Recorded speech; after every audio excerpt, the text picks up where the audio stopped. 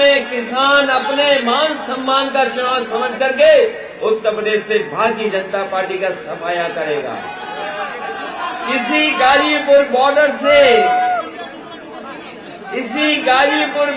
से लेकर के और उत्तर प्रदेश के आखिरी कोने में जो जिला है गाजीपुर, वहां तक भारतीय जनता पार्टी का सफाया यहाँ का किसान, यहाँ का नौजवान करके दिखाएगा।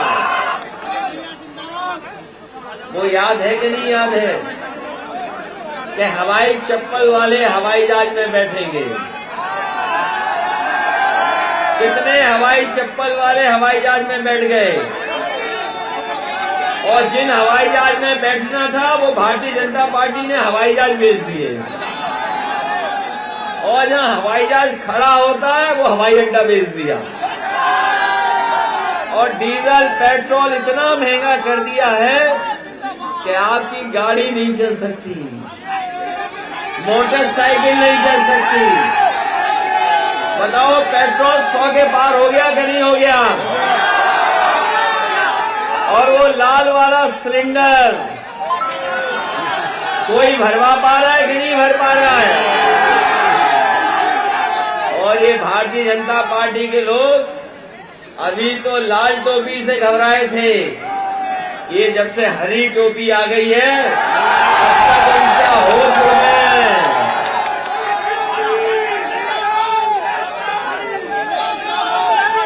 बताओ, लाल और हरी सफेद से ये घबरा गए कि नहीं घबरा गए?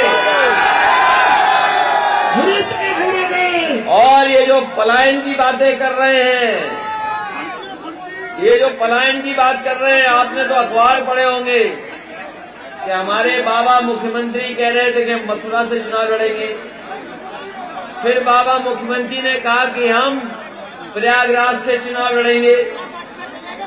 फिर बाबा मुख्यमंत्री कह रहे थे कि हम अयोध्या से चुनाव लड़ेंगे।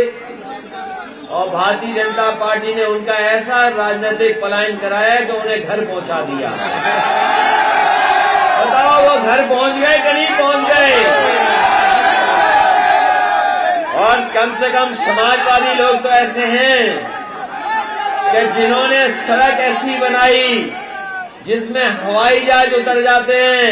भारतीय जनता पार्टी ने, बताओ, ऐसी कोई सड़क बनाई हो तो बता दो,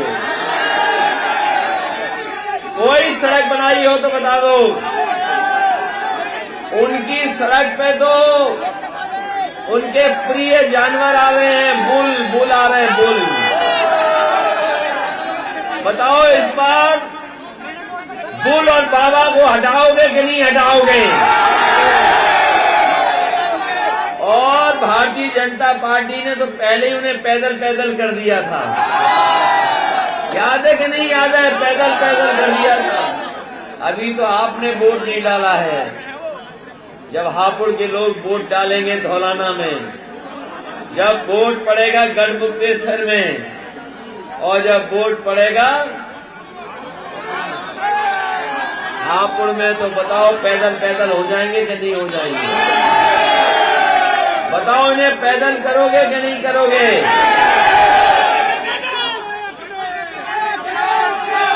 इसलिए ये हमारे और सबसे बड़े नेता और देश के अभी तक के सबसे बड़े किसान नेता चौधरी चरण सिंह जी की जन्म स्थान है, जम्मू की धरती है।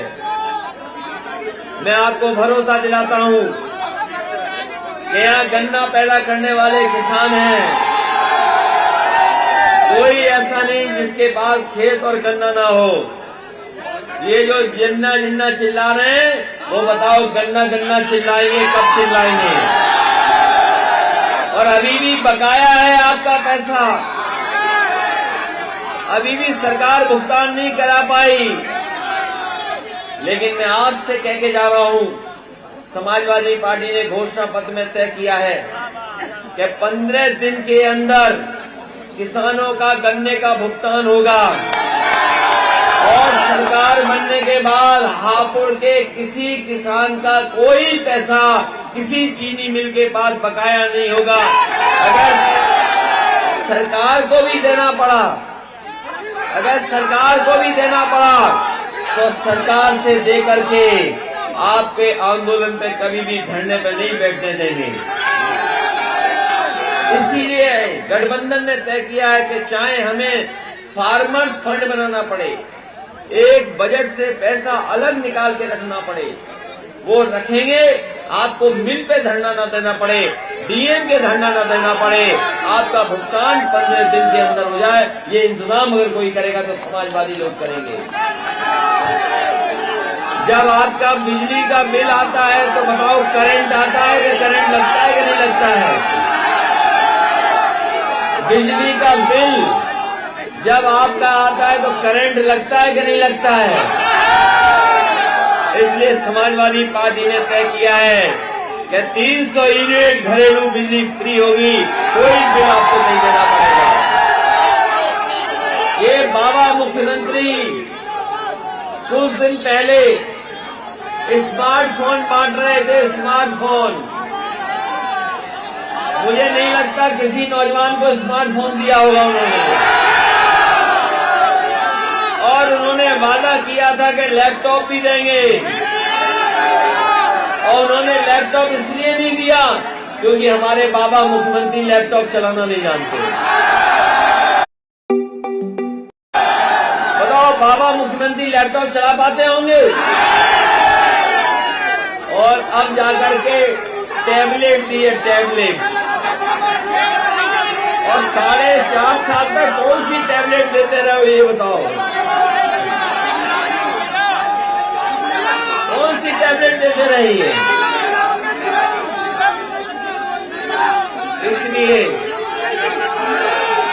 इसलिए हम आपसे निवेदन करना चाहते हैं,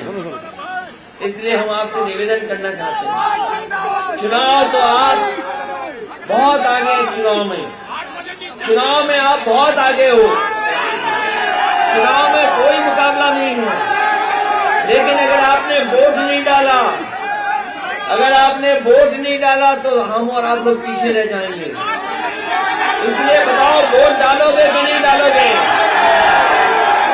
कोई वोट छूट ना पाए, सबको मनाइए, समझाइए और वोट डालिए। और आपका एक एक वोट भारतीय जनता पार्टी को भगाने का काम करेगा। ये जो बड़े बड़े नेता आ रहे हैं, जो बड़े बड़े नेता गली गली घूम रहे हैं, ये डोर टू डोर कैंपेन कर रहे हैं, लेकिन हम समाजवादी लोग मैन टू मैन कैंपेन कर रहे हैं। बताओ आप लोग जाओगे घरों में कि नहीं जाओगे लोगों को मनाने? और वो लोग कर रहे हैं वर्चुअल रैली, क्योंकि उनके पास माल बहुत है। वर्चुअल रैली क्या होती है हमें नहीं पता, उन पर माल बहुत है, वर्चुअल रैली कर रहे हैं।